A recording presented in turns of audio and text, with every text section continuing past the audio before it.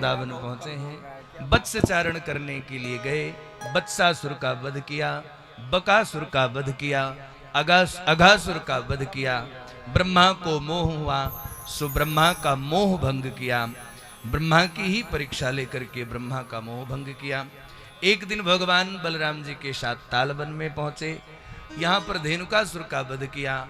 और प्रायः भगवान सुना करते थे कि यमुना का जल दूषित हो गया है कालिया नाग से, कालिया के विष से। सो आज यमुना के विषाक्त जल को भगवान शुद्ध करने के लिए, स्वच्छ करने के लिए कंदुक क्रीड़ा करने भगवान यमुना तट पर पहुंचे हैं। कंदुक क्रीड़ा करते करते भगवान ने, कहते मारी टोल गई गेंद दह में। एक ही लोग कहते हैं ना, क्रिकेट ये हमारे देश का नहीं, विदेशियों ने दिया।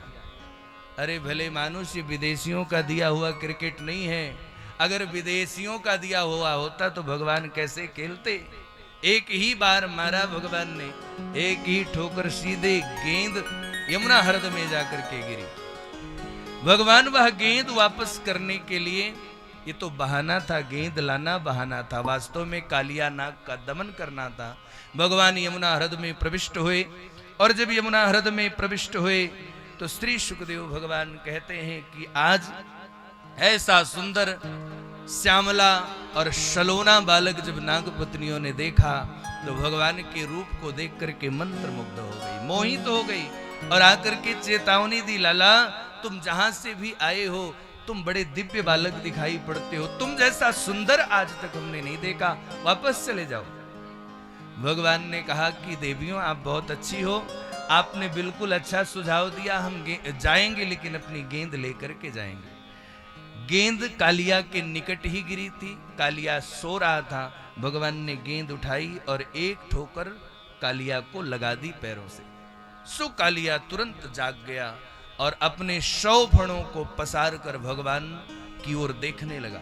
एक बार तो बड़े क्रोध में उठा, लेकिन सुखदेव भगवान कहते हैं कि आज जब भगवान को कालिया ने देखा तो तम प्रेक्षणीय सुकुमार घना वदातम, कालिया ने देखा इतना सुंदर बालक, आहा।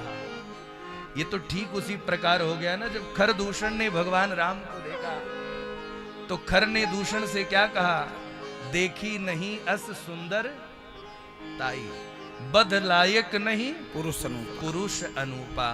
बध के योग्य ये पुरुष ने, इनको ले चल करके हम अपने यहाँ बंदी जेल सोने का पिंजरा बनाएंगे, स्वर्ण के सलाका का उसी में बंद करके रखेंगे, रोज सुबह शाम दोपहर इनका दर्शन करेंगे, क्योंकि ऐसा सौंदर्य मैंने नहीं देखा।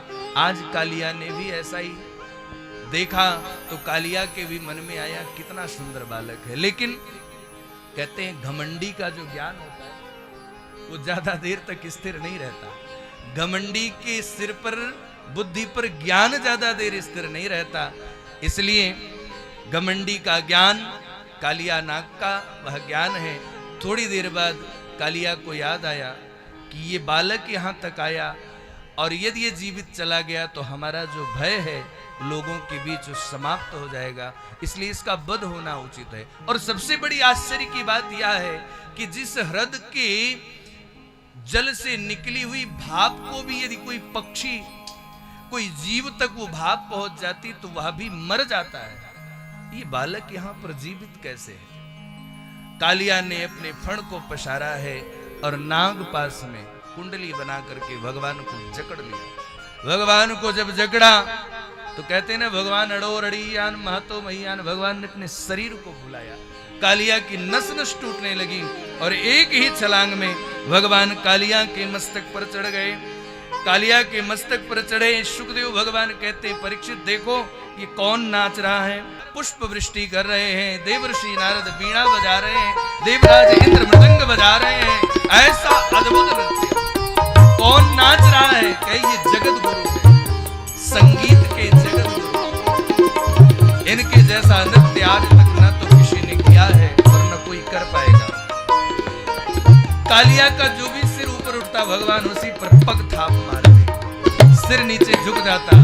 घमंडी है ना, सिर उठाता है, इसीलिए भगवान इसका सिर, इसके सिर पर ही चोट पहुंचा रहे हैं। धीरे धीरे भगवान ने कालिया के घमंड को चूर किया, उसके विष के साथ, रक्त के साथ रक्त वमन करते हुए उसका घमंड भी वमन हो गया।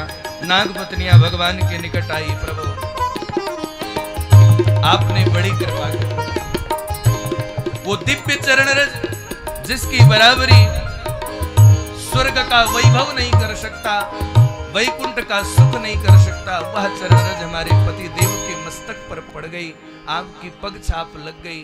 प्रभु ऐसी कृपा आपने इन पर करी है, अपने बच्चों को आगे कर दिया, स्वयं भी आगे हो गई, पर प्रभु अब ज्यादा कृपा मत करो, नहीं तो बच्चे अनाथ हो जाएंगे।